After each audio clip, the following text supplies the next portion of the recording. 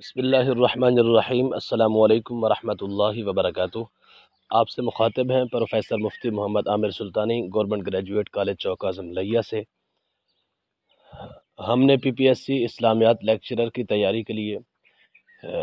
ان نصابی صورتوں کے ترجمہ اور تفسیر کا آغاز کیا ہے جو 9th سے لے کر ایم اے اسلامیات تک کہیں بھی نصاب میں شامل ہے۔ تو ان میں سورہ نور کا آج یہ دوسرا رکوع ہے۔ اس کے اندر ایک تو ہمیں ترجمہ کرنے اور اس کا مفہوم سمجھنے میں مدد ملے گی، اور دوسرا ہمیں اس کے اندر جو اہم سوالات پوچھے جا سکتے ہیں ان کو بھی ہمیں پڑھنے کا موقع ملے گا۔ جس طرح کہ آج کے رکوع میں ہمیں واقعہ افک کی وضاحت وہ اس رکوع میں موجود ہے، اور بہتان لگانے والوں میں کون کون شامل تھے، کون کون منافقین تھے، اور کون کون وہ مسلمان بھی اس میں ملوث ہو گئے، منافقین کے ورغلانے سے وہ بھی شامل ہو گئے، اور اس واقعہ افک میں کس کس پر پھر حد قذف یعنی 80 کوڑے لگائے گئے۔ یہ سوال ہو سکتا ہے کہ کون کون سی خواتین وہ اس میں شامل تھیں، اور اللہ رب العزت نے کتنی آیات حضرت عائشہ صدیقہ رضی اللہ تعالیٰ عنہ کی پاک دامنی کو بیان کرنے کے لیے کتنی آیات نازل کی۔ تو یہ پوری ایک ڈیٹیل ہے، بہت سارے سوالات اس سے نکل سکتے ہیں۔ آئیے آج دوسرا رکوع ہے، پہلا رکوع ہم پہلے اپلوڈ کر چکے ہیں۔ بسم اللہ الرحمن الرحیم۔ ان الذین جاءوا بالافک عصبۃ منکم، بے شک وہ لوگ جو بہت بڑا بہتان لے آئے۔ جاءوا بالافک، جاؤ کا مطلب ہوتا ہے آنا، لیکن اگر اس کے بعد حرف با جارہ آ جائے یعنی بالافک، یہ با جو آئی ہوئی ہے اس کی وجہ سے جاؤ کا اب معنی ہوگا لانا، یعنی پہلے یہ لازم سے تھا اب یہ متعدی ہو گیا ہے، جس کو ہم کہتے ہیں ٹرانزیٹیو ورب اور انٹرانزیٹیو ورب۔ جی، بے شک وہ لوگ جو بہتان لے کر آئے، عصبۃ منکم، وہ تمہیں میں سے ایک جماعت ہے۔ عصبت جماعت کو کہتے ہیں جس کا اطلاق 10 سے لے کر 40 لوگوں پر ہوتا ہے، اور یہ ہم خیال گروپ۔ تو اللہ نے فرمایا بے شک وہ لوگ جو بہتان لے کر آئے وہ تمہیں میں سے ایک جماعت ہے، یعنی منافقین کی جماعت۔ لا تحسبوہ شرا لکم، لا تحسبوہ، تم اس کو مت گمان کرو، اس واقعہ کو مت گمان کرو، شرا لکم، اپنے لیے برا، اس کو اپنے لیے برا گمان نہ کرو۔ ممکن ہے کہ یہی واقعہ تمہارے لیے بہتر ہو، اس کی وجہ سے آخرت کے اندر تمہارا اجر بڑا ہے، یعنی حضرت عائشہ صدیقہ رضی اللہ تعالیٰ عنہ یا ان کے والد گرامی حضرت ابوبکر صدیق رضی اللہ تعالیٰ عنہ، ان کی شان میں اضافہ ہوا ہے۔ قیامت تک اب حضرت عائشہ صدیقہ رضی اللہ تعالیٰ عنہ کی پاک دامنی محراب و منبر پر بیان ہوتی رہے گی۔ نماز میں جب اس کی تلاوت ہوگی تو تب یہ نمازوں میں یہ واقعہ بیان ہوگا، ان کی پاک دامنی بیان ہوگی، تو یہ قیامت تک بیان ہوتا رہے گا ان کی شان کا تذکرہ اور سب کچھ۔ تو گویا کہ یہ ان کے لیے اللہ رب العزت نے فرمایا اس کو اپنے لیے برا گمان مت کرو۔ بل ہوا خیر لکم، بلکہ یہ واقعہ تمہارے لیے بہتر ہے، تمہارے لیے خیر ہے، اس میں بہت سارے مسائل تمہیں سیکھنے کو ملے ہیں، بہت ساری چیزیں تمہیں دین اسلام کے متعلق ملی ہیں۔ لکل امرئ منہم، لکل امرئ، ہر مرد کے لیے، امرئ مانا ہوتا ہے مرد، امراتن عورت، مراد اس سے انسان، ہر مرد کے لیے یعنی ہر انسان کے لیے، منہم ان میں سے، مکتسب من الاسم، ما مانا وہی ہے جو اکتسبت اس نے کمایا، اسم مانا گناہ، جو اس نے گناہ سے کمایا ہے اس شخص کے لیے وہی ہے۔ یعنی اس واقعہ افک کے اندر بہتان لگانے میں جس کا جتنا کردار ہے، جس نے پہلی بار اس واقعے کو گھڑا، تراشا، لگایا، پھر جس نے اس کو آگے پھیلایا، جس نے صرف سن کر خاموش ہو گیا، اس نے رد نہیں کیا، یا جس نے سن کر اس پر ہنس دیا، مسکرا دیا، اس پر موافقت ظاہر کر دی، تو جس نے جتنا بھی حصہ ملایا ہے اس کو اتنا ہی اس کی سزا ملے گی۔ تو اللہ نے فرمایا لکل امرئ منہم، ان میں سے ہر ایک شخص کے لیے وہی کچھ ہوگا، اتنا ہوگا گناہ مکتسب من الاثم، جتنا اس نے گناہ کمایا ہے۔ والذی تولی کبرہ، اور وہ شخص تولی کبرہ جس نے اٹھایا، جس نے لیا کبرہ اس کا بڑا حصہ،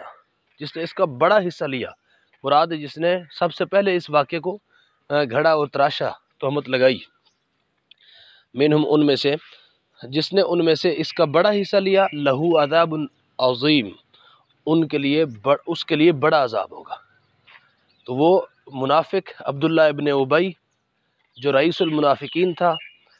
اس نے یہ واقعہ گھڑا اور تہمت لگائی، تو اللہ نے فرمایا وہ شخص جس نے اس واقعہ کو ان میں سے گھڑا ہے، پہلی بار بڑا حصہ لیا ہے، تو اس کے لیے عذاب بھی بڑا ہوگا۔ لولا اذ سمعتموہ ظن المؤمنون والمؤمنات بانفسہم خیرا،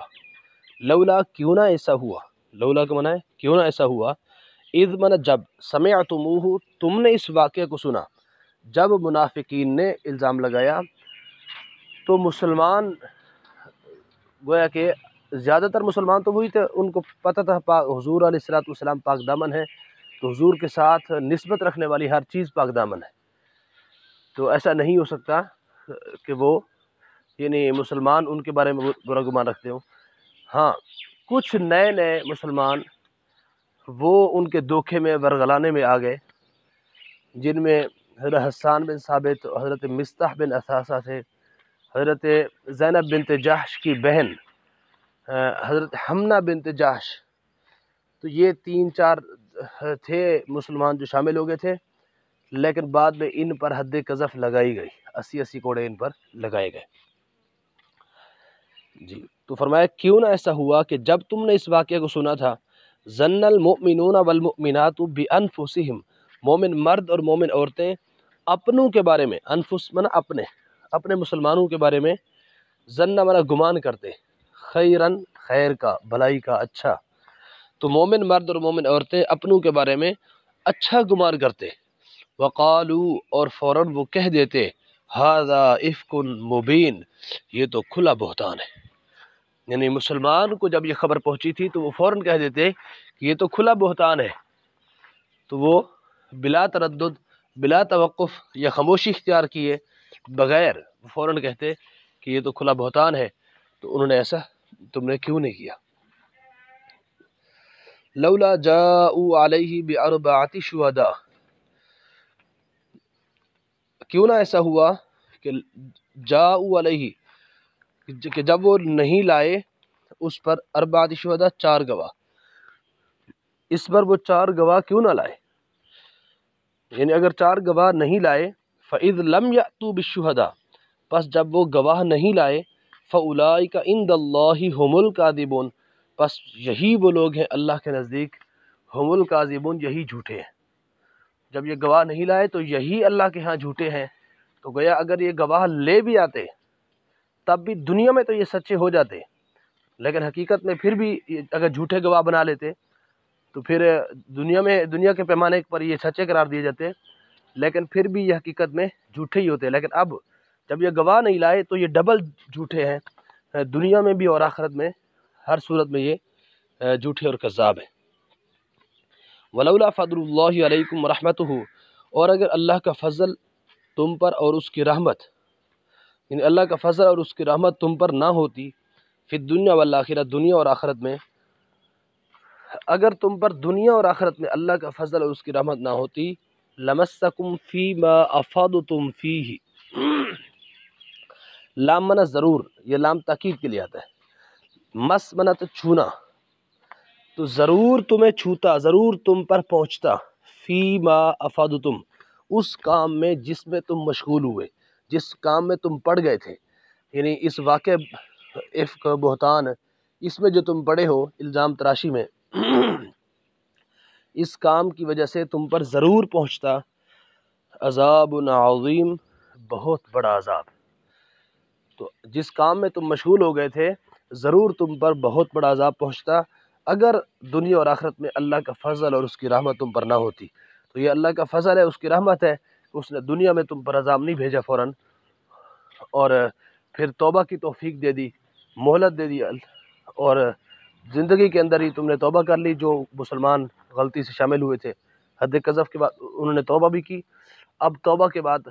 قیامت کے دن گویا کہ ان کو عذاب سے بھی اللہ رب العزت نے بچا لیا۔ تو یہ اللہ کا فضل اور اس کی رحمت ہے کہ اگر انسان کو گناہ کے بعد وہ توبہ کی توفیق دے دے۔ اذ تلقونہ بألسنتکم، جب تم لیتے تھے،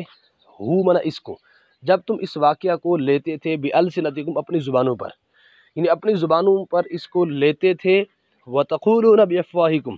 اور تم کہتے تھے اپنے منہوں کے ذریعے، افواہ فوہن کی جمع ہے، فوہن فمن یعنی منہ، تو تم اپنے منہوں کے ذریعے کہتے تھے ما لیس لکم بہ علم، ما منا وہ بات، لیس منا نہیں ہے، لکم تمہیں، بہ اس کے بارے میں، علم کوئی علم، یعنی تب جب تم اپنی زبانوں پر ایک دوسرے سے یہ بات لیتے تھے، سنتے تھے،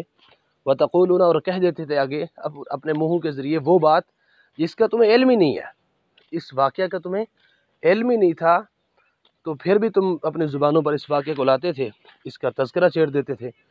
وَتَحْسَبُونَهُ هَيِّنًا، تحسبونہ، اور تم اس کو گمان کرتے تھے، ہجیناً منا آسان، ایک ہلکا، کہ شاید نارمل بات ہے تمہارے نزدیک، لیکن وَهُوَ عِندَ اللَّهِ عظیم، اور یہ بات اللہ کے ہاں بہت بڑی تھی، اللہ کے ہاں یہ بات بہت بڑی بات تھی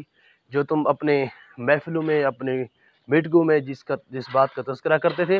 اور تم اس کو نارمل سمجھتے تھے، حالانکہ اللہ کے ہاں یہ بہت بڑی بات تھی، ممکن تھا کہ تم پر اللہ کا عذاب آ جاتا اگر اللہ کا فضل اور اس کی رحمت نہ ہوتی تم پر۔ وَلَوْلَا إِذْ سَمِعْتُمُوهُ، اور کیوں نہ ایسا ہوا جب تم نے اس کو سنا تھا، تم کہہ دیتے ما یکون لنا، ہمارے لیے مناسب نہیں ہے، ما یکون لنا، ہمیں یہ زیب نہیں دیتا، ہمارے لیے مناسب نہیں ہے، ان نتکلم بہذا، کہ ہم اس کے بارے میں بات بھی کریں، ہمیں یہ زیب ہی نہیں دیتا کہ ہم اس کے بارے میں بات ہی کریں،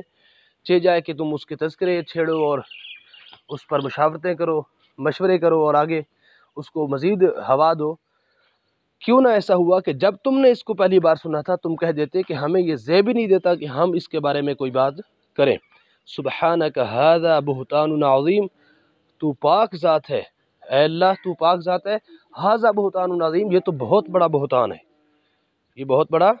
بہتان ہے۔ یعظکم اللہ ان تعودوا لمثلہ،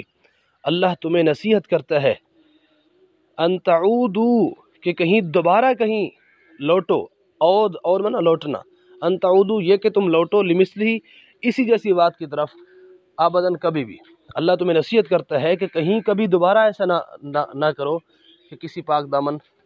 مرد یا عورت پر تہمت لگانا،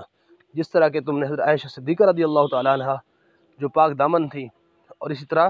حضرت صفوان رضی اللہ تعالیٰ عنہ جو ان کے ساتھ یہ الزام لگایا گیا۔ اصل واقعہ یہ ہوا تھا کہ غزوہ بنی المصطلق سے واپسی کے موقع پر نبی علیہ الصلوۃ والسلام ابھی مدینہ سے کچھ فاصلے پر تھے، وہاں پڑاؤ کیا، حضرت عائشہ صدیقہ رضی اللہ تعالیٰ عنہ آپ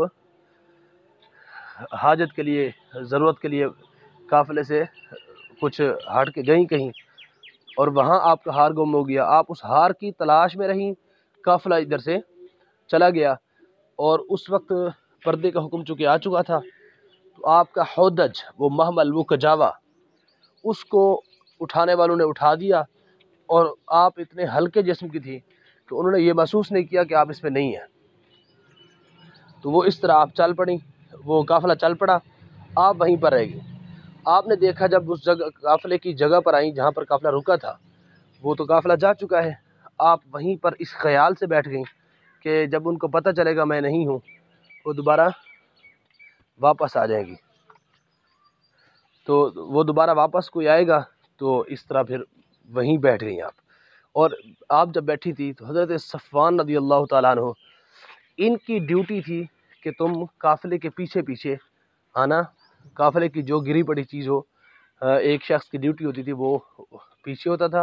اور وہ چیز اٹھا کر لاتا تھا۔ تو اس طرح جب اس نے دیکھا حضرت عائشہ صدیقہ رضی اللہ تعالی عنہ کو بیٹھے ہوئے، تو اس نے فوراً کہا انا للہ و انا الیہ راجعون، آپ نے اس سے پردہ کر لیا، اس نے اپنی اٹھنی بٹھا دی آپ اس کے اونٹنی پر سوار ہو گئیں، وہ نکیل پکڑ کر چل پڑے۔ جب پہنچے مسلمانوں کے پاس تو منافقین نے یہاں پر آ کر شور شرابہ شروع کر دیا اور انہوں نے یہ باتیں پھیلانا شروع کر دیں۔ حضرت عائشہ صدیقہ رضی اللہ تعالی عنہا کو اس بات کا بالکل علم نہیں ہوا کہ ایسی کوئی بات ہو رہی ہے میرے بارے میں، حتیٰ کہ آپ ویسے بیمار ہو گئیں، مہینہ تک آپ بیمار رہیں، آپ کو اس بارے میں کوئی علم نہیں تھا کہ ایسی کوئی بات ہوئی ہے۔ مہینے بعد تقریباً آپ ایک بار باہر گئیں قضاء حاجت کے لیے، آپ کے ساتھ حضرت مصطح رضی اللہ تعالی عنہ جو صحابی رسول تھے، سچے مومن تھے، لیکن وہ اس میں شامل تھے، واقعہ کے اندر شامل ہو گئے تھے، اور اس کی حضرت عائشہ صدیقہ رضی اللہ تعالی عنہ حضرت ابوبکر صدیق رضی اللہ تعالیٰ عنہ کے ساتھ رشتہ داری تھی، قریبی رشتہ داری، اور وہ غریب تھے۔ حضرت ابوبکر صدیق رضی اللہ تعالیٰ عنہ ان کی خدمت کرتے تھے مالی اعتبار سے۔ اب ان کی والدہ جن کو ام مصطح کہا جاتا ہے، ام مصطح رضی اللہ تعالیٰ عنہ اور حضرت عائشہ صدیقہ رضی اللہ تعالیٰ عنہ یہ دونوں قضاء حاجت کے لیے گھر سے باہر گئیں، تو گئیں کہیں پر آگے کوئی ڈھیلا وغیرہ اٹکا تو وہ گرنے لگے، جس طرح بندہ گرنے لگتا ہے۔ حضرت مصطح رضی اللہ تعالی عنہ نے زبان سے یہ جملہ کہا کہ مصطح تو ہلاک ہو، یا تیری ماں تجھے روئے، تو مر جائے۔ تو یہ جملہ جب کہا تو حضرت عائشہ صدیقہ رضی اللہ تعالی عنہ نے کہا یہ ایسا تم نے کیوں کہا، وہ تو صحابی رسول ہے، وہ سچے مومن ہیں۔ تو انہوں نے کہا تمہیں نہیں پتہ کہ وہ بھی اس بات میں شامل ہے؟ انہوں نے کہا کون سی بات میں؟ تو پھر وہ نہ بتاتے آخرکار وہ سارا واقعہ بتایا کہ آپ کے بارے میں یہ بات ہو رہی ہے۔ تو آپ کو گویا کہ مہینے بعد اس بات کا علم ہوا کہ میرے بارے میں کچھ منافقین نے ہنگامہ برپا کیا ہوا ہے۔ تو اس کے بعد آپ کا جو بیماری تھی وہ اور بڑھ گئی، صدمہ پہنچا بہت زیادہ، آپ روتے سارا دن اسی طرح گزر جاتا، حتیٰ کہ پھر حضرت عائشہ صدیقہ رضی اللہ تعالیٰ عنہ وہ نبی علیہ السلام کی اجازت سے اپنے والدین کے گھر چلی گئیں، اور یہ نبی علیہ السلام بھی اس درمیان مکمل خاموشی اختیار کی، اگرچہ آپ کو آپ کی پاک دامنی کا یقیناً 100% علم تھا، لیکن پھر بھی آپ نے خاموشی اختیار کی تاکہ اللہ رب العزت ہی معاملے کو واضح فرمائے، اور کہیں منافق پھر یہ نہ کہیں کہ اپنے اہل بیت کی بات آئی تو انہوں نے ان کی جانبداری اختیار کی۔ اسی طرح حضرت ابوبکر صدیق رضی اللہ تعالیٰ عنہ وہ بھی خاموش رہے، اگرچہ ان کو اپنی بیٹی پر 100% یقین تھا۔ اور اسی طرح بعد میں جو باقی صحابہ تھے، حضرت عمر فاروق رضی اللہ تعالیٰ عنہ، حضرت عثمان غنی رضی اللہ تعالیٰ عنہ، علی المطرا رضی اللہ تعالیٰ عنہ، انہوں نے نبی علیہ السلام کے زوجہ کی پاکی کو بیان کیا بڑے ہی احسن انداز میں، دو ٹوک انداز میں انہوں نے اس کو بیان کیا۔ حضرت عمر فاروق رضی اللہ تعالیٰ عنہ نے فرمایا منافقین یقینی طور پر جھوٹے ہیں، ام المؤمنین حضرت عائشہ صدیقہ رضی اللہ تعالیٰ عنہ یقینی طور پر پاک ہیں۔ اللہ تعالیٰ نے تاجدار رسالت صلی اللہ تعالیٰ علیہ وسلم کے جسم پاک کو مکھی کے بیٹھنے سے محفوظ رکھا کہ وہ نجاستوں پر بیٹھتی ہے۔ جب مکھی نجاستوں پر بیٹھتی ہے تو اللہ نے اپنے محبوب کے جسم کو مکھی کے بیٹھنے سے بھی پاک کر دیا، تو پھر کیسے ہو سکتا ہے کہ وہ آپ صلی اللہ علیہ وسلم کو کسی بد کردار عورت کی صحبت سے محفوظ نہ رکھے؟ یہ کیسے ہو سکتا ہے؟ لہذا حضرت عائشہ صدیقہ رضی اللہ تعالیٰ عنہ پاک دامن، با کردار اور عفت مآب ہے۔ اسی طرح حضرت عثمان غنی رضی اللہ تعالیٰ عنہ کھڑے ہوئے صحابہ کے سامنے، حضور کے سامنے، انہوں نے آپ پر اپنے خیال کا اظہار کیا اور فرمایا کہ آپ رضی اللہ تعالیٰ عنہ یعنی حضرت عائشہ صدیقہ رضی اللہ تعالیٰ عنہ کی طہارت بیان کی، اور فرمایا کہ اللہ رب العزت نے آپ صلی اللہ علیہ وسلم کا سایہ زمین پر نہ پڑنے دیا تاکہ اس سائے پر کسی کا قدم نہ پڑے، تو جو پروردگار عز و جل آپ صلی اللہ علیہ وسلم کے سائے کو محفوظ رکھتا ہے، کس طرح ہو سکتا ہے کہ وہ آپ صلی اللہ علیہ وسلم کے اہل کو محفوظ نہ فرمائے؟ اسی طرح حضرت علی المطرا رضی اللہ تعالیٰ عنہ انہوں نے فرمایا کہ ایک جوں کا خون لگنے سے پروردگار عالم نے آپ صلی اللہ علیہ وسلم کو نعلین اتار دینے کا حکم دیا تھا۔ ایک جوں کا خون لگا تھا تو اللہ نے حکم دے دیا کہ آپ نعلین یعنی جوتے مبارک اتار دیں۔ تو جو پروردگار آپ صلی اللہ علیہ وسلم کی نالین شریف کی اتنی سی آلودگی کو گوارا نہ فرمائے تو کیسے ہو سکتا ہے کہ وہ آپ صلی اللہ تعالیٰ علیہ وسلم کے اہل کی آلودگی گوارا کرے؟ جی، تو اس طرح بہت سارے صحابہ نے اور صحابیات نے قسمیں کھائیں، اور حضرت عائشہ صدیقہ رضی اللہ تعالیٰ عنہ کے بارے میں وہ سارے مطمئن تھے۔ نبی علیہ السلام اور سارے کبار صحابہ مسلمان، صرف چند گنتی کے 3-4 مسلمان جو ہے نا وہ اس میں شامل ہوئے، اور انہوں نے بعد میں توبہ بھی کر لی۔ جی، تو اس کے بعد اللہ رب العزت فرماتا ہے یعظکم اللہ ان تعودوا لمثلہ ابدا، اللہ تمہیں واعظ کرتا ہے، نصیحت کرتا ہے یہ کہ کہیں دوبارہ تم اس طرح کے واقعے میں نہ پلٹو، ان کنتم مؤمنین، اگر تم ایمان والے ہو۔ وَيُبَيِّنُ اللَّهُ لَكُمُ الْآيَاتِ، اور اللہ بیان کرتا ہے تمہارے لیے نشانیاں، آیات۔ واللہ علیم حکیم، اللہ علم والا، حکمت والا ہے۔ ان الذین یحبون ان تشیع الفاحشہ، بے شک وہ لوگ جو پسند کرتے ہیں، یحبونا چاہتے ہیں، پسند کرتے ہیں، ان تشیع الفاحشۃ کہ فاحشہ یعنی بے حیائی وہ اس کی اشاعت ہو، وہ پھیلے، فی الذین آمنوا کن لوگوں میں؟ ایمان والوں میں۔ بے شک وہ لوگ جو ایمان والوں میں بے حیائی پھیلانا پسند کرتے ہیں، اس کی اشاعت چاہتے ہیں، لہم عذاب علیم، ان کے لیے بہت بڑا دردناک عذاب ہے، فی الدنیا والآخرہ، دنیا اور آخرت میں۔ واللہ یعلم، اور اللہ جانتا ہے، وانتم لا تعلمون، اور تم نہیں جانتے۔ تو گیا بے حیائی کے جتنے ذرائع ہیں وہ سب کے سب قابل نفرت ہیں، اور اس کے لیے وعید ہے کہ دنیا میں بھی ان کو عذاب ملے گا اور آخرت میں بھی۔ جو لوگ مسلمان معاشرے کے اندر بے حیائی کو پروموٹ کرتے ہیں، چاہے کسی بھی صورت میں، ویڈیوز کی صورت میں، گانوں کی صورت میں، تحریروں، ناول، ڈائجسٹ، یا کوئی بھی ایسی چیز جو مسلم معاشرے کے اندر حیا کو ختم کرے، بے حیائی کو فروغ دے، وہ ساری چیزیں اس آیت کے تحت بتا دیا کہ ان کے لیے عذاب ہے دنیا اور آخرت کے اندر۔ ولولا فضل اللہ علیکم ورحمتہ، اور اگر اللہ کا فضل اور اس کی رحمت تم پر نہ ہوتی، وان اللہ رؤوف الرحیم، اور بے شک اللہ رب العزت مہربان ہے اور رحم فرمانے والا ہے۔ تو یہ اگر اللہ کا فضل اور اس کی رحمت اور اس کی مہربانی، اس کا کرم نہ ہوتا تو ضرور تمہیں اس واقعے کی وجہ سے بہت بڑا عذاب پہنچتا۔ اور مسلم معاشرے کے اندر جو تم نے بہتان اور یہ چیزیں، غیبت، کسی پر الزام تراشی، بے حیائی کے بارے میں پھیلاتے ہیں بغیر کسی ثبوت کے، وہ اس سے عبرت حاصل کریں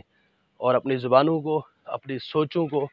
بالکل کنٹرول میں رکھیں، اور کسی کے بارے میں بدگمانی یا الزام تراشی کرنے سے گریز کریں۔ دعا ہے اللہ رب العزت ہم سب کو دین اسلام سیکھنے اور آگے اس کو سکھانے کی توفیق عطا فرمائے۔ اگر آپ نے ابھی تک چینل کو سبسکرائب نہیں کیا، اس کو کر لیں تاکہ ہماری آنے والی ویڈیو آپ تک پہنچتی رہے۔ انشاءاللہ ہم اگلی ویڈیو کے اندر سورہ نور کا 3 رکوع اس کی تفسیر بیان کریں گے۔